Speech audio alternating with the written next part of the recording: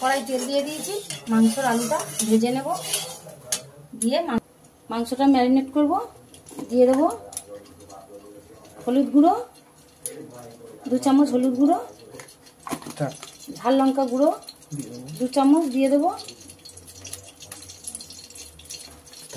দিয়ে দেবো কাঁচা লঙ্কা আর আদা বাটা।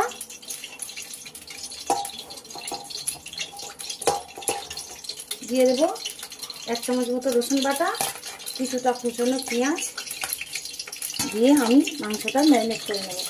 তেল দিয়ে দেবো এতে পরিমাণে। ম্যারিনেট করার জন্য সরিষার তেল দিয়ে দেবো।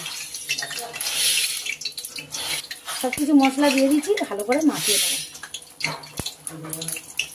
লবণটা এখন দেবো না, দিলে কষা এমন করে মাখো যেন একদম হাফ সিদ্ধ হয়ে যায়। বন্ধুরা দেখুক, দারুণ করে মাখিয়ে নেবো আর বাড়িতে বানিয়ে খান। হ্যাঁ, 2 কেজি চিকেন নিয়েছি আমি এখানে।